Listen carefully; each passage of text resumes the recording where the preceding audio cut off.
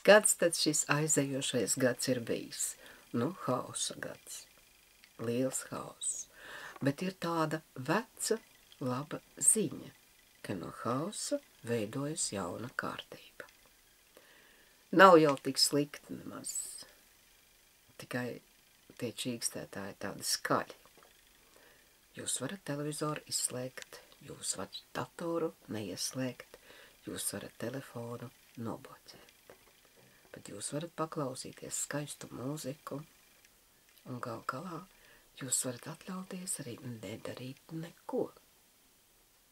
Nedarīt neko, nedomāt neko, un to sauc par meditāciju. Varbūt kāds fona troksnīts, un lūdzu meditējiet, elpojiet. Un tā jums būs tāda rehabilitācija, un tas neko nemaksā. Šis aizējošais gads parāda mums visu patiesību, un neko te nevar noslēpt, un nākošā gadā arī neko nenoslēps. Visi īlēni liks laukām, un katrs teiktais vārds būs ļoti atbildīgi jāpasaka, jo tas nāk atpakaļ uz teicēju pašu. Atcerieties vienu lietu, ko mazi bērni saka, kas pats tā runā, tas pats tāds ir. Un maziem bērniem vienmēr ir taisnība. Viņi nekļūdās. Līdz mirklim, kamēr pieaugušie viņam aiztais muti. Citiem uz visu atlikušo mūžu nav drosmes pateikt kaut ko.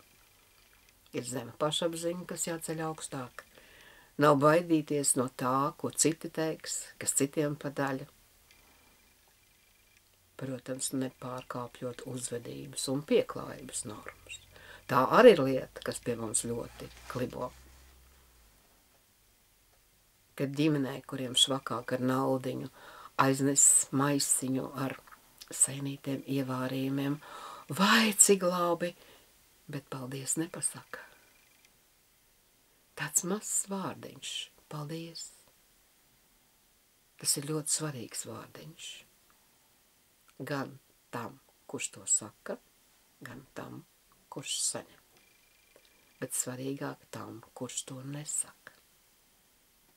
Jo tad viņiem arī gribas, lai viņiem kāds saka, un viņiem arī nepateiks, un atkal ir iemesls dusmoties. Bet paši vainīgi. Jā, bērni ir jāmāca.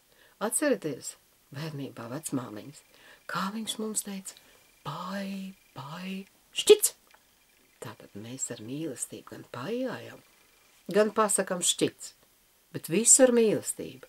Šodien pacietības ir tik ļoti maz, kad bērni mēģina pārkāpt visas robežas, jā, un tad ir liela bļaušana, kliekšana, un tad visiem ir slikti. Tad ir spītēšanās un dusmas un jēgas nekādas, un atkal iemesls slimo. Kāpēc tik daudz bērnu slimo? Viņi jūtas nelaimīgi. Viņiem ir slikti te pašā bērndārzā, viņiem slikti te pašā skolā, jo tie citi bērni to savu enerģiju atnes no savām mājām. Nu, jauna cilvēka daba ir tāda, man ir slikti, nu, tad es gribu, lai tev ir slikti. Un viņš jādara pilnīgi nevainīgam blakus esošam cilvēkam. To dara gan mazi, gan lieli. Tāda ir cilvēka daba. Neko nevar darīt. Tā tas notiek.